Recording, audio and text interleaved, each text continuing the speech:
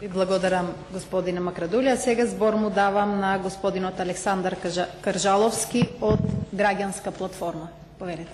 Бидејќи сум во првиот ред и заради висината, ќе се обратам од место, се надаваме во ред.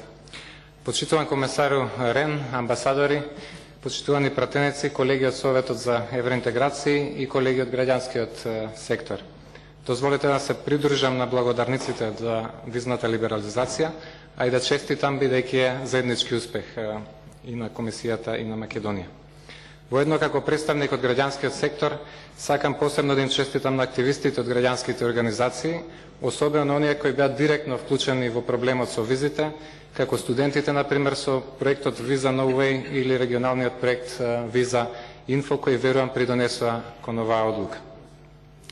Бидејќи ги следам и случувањата во регионот, по ова прашање сакам да истакнам јасната дистинкција во вашата изјава по тој повод, дека за досието на Македонија нема забелешки и дополнителни услови. Лично мислам дека разликата во постигнувањето на стандардите е поголема во корист на Македонија, но сметам дека донесовте добра одлука што ја вклучивте и Србија и Црна Гора во таа одлука.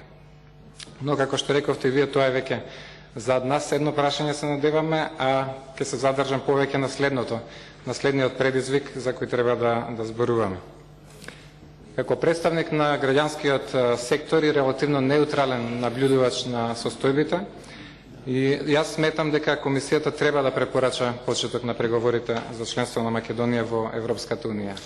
И тоа и заради досегашните постигнувања и како поттик за понатамошни реформи. Три кратки аргументи за тоа.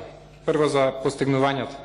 И вие нагласивте дека Македонија има постојан напредок во ЕУ агендата, иако некои колеги од секторот се шалеа, некои работат бавно на тоа, некои уште побавно, но предпоставам тоа е дел од нашиот менталитет. Сепак исполнети се сите критериуми за НАТО, за укинување на визите, а и во ланскиот извештај кој го расправавме тука, и власта и опозицијата протолкуваа дека има 70% исполнетост, иако сосема различно го квалификуваа тоа.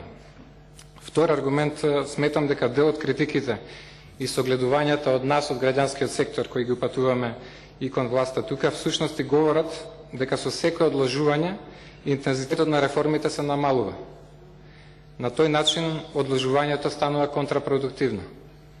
Слично како што колегата Макрадули потенцира. Почест притисок, поголеми резултати. И третиот аргумент, што сакам да го изнесам од аспект на самиот граѓански сектор, од себични интереси, така да речам, е дека сега нема посебен услов во одредниците, во бенчмарковите, што и покрај напредокот со усвојување за стратегијата и нејзиното спроведување, сепак ги одложува реформите на планот на развојот на граѓанското општество, кој вие го нагласите во вашиот вовед, а и вие постојано го подобрувате, како што сега е случај со ИПА Civil Society Facility. И да завршам, почитуван господин Рен, Република Македонија на 8 септември, значи една недела пред заклучувањето на вашиот извештај, полни 18 години од својата независност.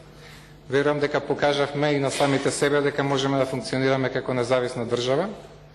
Сепак желбата и посветеноста кон членство во Европската Унија и натаму е огромна, над 90% од граѓаните, и веројатно оваа година на нашето полнолетство, која вие лани ја најавивте како многу важна за регионот, е вистинскиот момент за напредување на односот во рамноправно партнерство со почеток на преговорите за членство во Европската Унија.